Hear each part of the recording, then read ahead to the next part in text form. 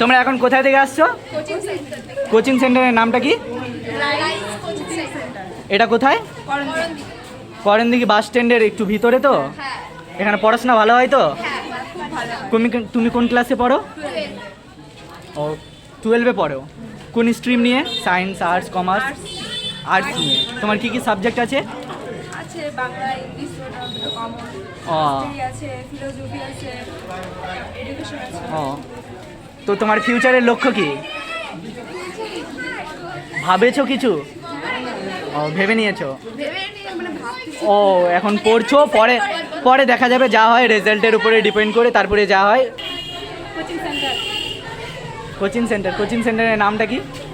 Rise coaching centre. এটা কোথায়? করণদিঘিতে। ও কোন ক্লাসে পড়ো? আমরা 12-এ। তোমার কোন স্ট্রিম নিয়ে পড়ছো? Science, arts, commerce? আর্টস। এখানে পড়াশোনা ভালো হয় তো?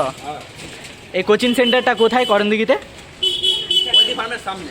মানে করণদিঘি বাস স্ট্যান্ড থেকে একটু ভিতরে এসে পোল্ট্রি ফার্ম RCM এর যে ইটা আছে ওর সামনে। তার পাশে বিউটি পার্লার আছে, দেখা দাও।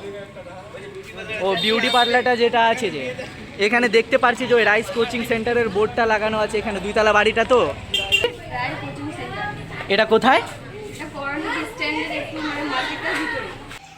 বিশেষ করে তো বলবো, এখানটা আমরা যারা টিচার আছি আমরা কিন্তু এটার ঊর্ধ্বে কাজ করতে চাইছি। কি কাজ করতে চাইছি তোমরা ফ্র্যাঙ্কলি আমাদেরকে জিজ্ঞেস করো। তোমাদের যে খামতিগুলো আছে, বিশেষ করে তোমরা বোর্ডের পরীক্ষা যারা এখনো দাওনি দেবে, ক্লাস 10 এবং 12 হচ্ছে আমাদের আরেকটা বোর্ডের পরীক্ষা আছে। তো তোমাদের যে খামতিগুলো আছে তোমরা আমাদেরকে জিজ্ঞেস করো, দেখো আমরা দিতে পারছি কিনা। আমরা এখানে দাঁড়িয়ে আছি তোমাদেরকে কিন্তু শুধুমাত্র যে ইংরেজি সাবজেক্টটা পড়াবো, বাংলা সাবজেক্টটা পড়াবো বা ম্যাথ, এটা না। আমরা চাই তোমাদের সমস্ত কিছু ভালো হোক, সবাইকে সরকারি চাকরি করতে হবে, দ্যাটস নট ম্যাটার। বেস্ট টিচাররাই এখানে যুক্ত আছে। আর স্যাররা তো নিজেদের দিক থেকে যা কিছু দেওয়ার সেগুলো সব অবশ্যই দিচ্ছেন, তোমাদেরকেও সেইভাবেই গ্রহণ করতে হবে।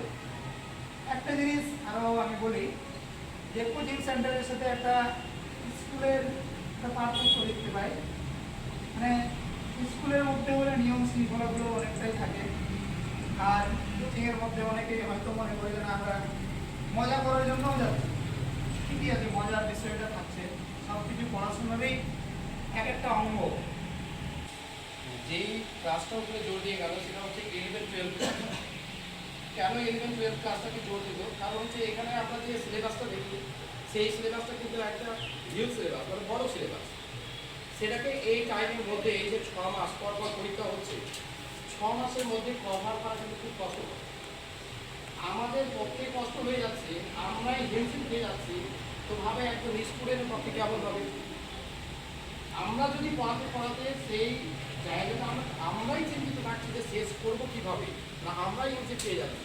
তাহলে তোমাদের দিকটা ভাবো যে তোমরা স্টুডেন্ট, অ্যাজ এ স্টুডেন্টের জন্য কতটা তোমাকে হার্ডওয়ার্কিং করতে হবে আর কেমন তোমাকে রেগুলারিটি থাকতে হবে। আমরা এবার কোচিং সাথে কেন জড়িত, এই জিনিসটা খুব ইম্পর্টেন্ট আছে বর্তমান সময়। সবাই নির্দিষ্ট একটা স্কুলের সাথে জড়িত আছে, হয়তো এখানে পাশে করণদিঘি হাই স্কুল আছে, কেউ অটো হাই মাদ্রাসা আছে, কেউ হাই স্কুল আছে, পালসা আছে, প্রত্যেকটা স্কুলের সাথে জড়িত আছে। স্কুলে থাকার পরেও কিন্তু আমাদের কোচিং সেন্টারে আসতে হচ্ছে, যেটা স্যার একটু আগে তুলে ধরলাম যে এখন 11-12 ক্ষেত্রে একটা নির্দিষ্ট সময় করা হয়েছে সেমিস্টার। এই সেমিস্টারে কিন্তু যে সিলেবাস আছে সিলেবাসটা কভার করা সম্ভব হচ্ছে না। তো স্কুলের ব্যাপারটা বুঝতে পারছি সবাই, স্কুলে এখন বর্তমান যে পরিস্থিতি, বিভিন্ন ধরনের ছুটি, এখন ইলেকশনের টাইম, আরও বিভিন্ন ধরনের 1 মাস 2 মাস পরীক্ষা, তোমার পড়াশোনা একদম হচ্ছে না, ঠিকমতো ক্লাসই হচ্ছে না, স্কুলই বন্ধ থাকছে, তোমার সিলেবাস কী করে পাওয়া যাবে?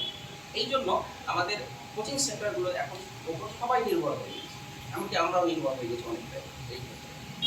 এই কোচিং সেন্টারে আমাদের আসার একটাই উদ্দেশ্য, আমাদের রেজাল্টটাকে ভালো করতে হবে। আর রেজাল্ট ভালো করার উদ্দেশ্য কি? সবার উদ্দেশ্য একটাই, কর্মসংস্থান। আমরা যে পড়াশোনা করছি, স্যার ইতিহাসের সাথে জড়িত আছে, স্যার ইংলিশের সাথে জড়িত আছে, আমি ম্যাথমেটিক্সের সাথে জড়িত আছি। উদ্দেশ্য সবার একটাই, সবার উদ্দেশ্য একটাই, কি কর্মসংস্থান। সম্পূর্ণ হলে সেটা সমাপিকা ক্রিয়া, আর যদি অসম্পূর্ণ থাকে তাহলে হলো অসমাপিকা ক্রিয়া। ঠিক আছে? তাহলে দেখ এখানটায় আমি কি বলেছিলাম, সূর্য উঠলে, এটা একটা উদাহরণ দিয়েছিলাম তোদের, সূর্য উঠলে পদ্ম ফোটে দিয়েছিলাম এই উদাহরণটা, সূর্য উঠলে পদ্ম ফোটে। কোশ্চেন দেবো, নেট ইন্টারনেট আপনাকে ইন্টারনেটে দেবো, সব কিছু দেবো, অ্যান্সার দেবো না। হ্যালো আবার চলে যাবে, একটা কেসে বসে যাবে। আমার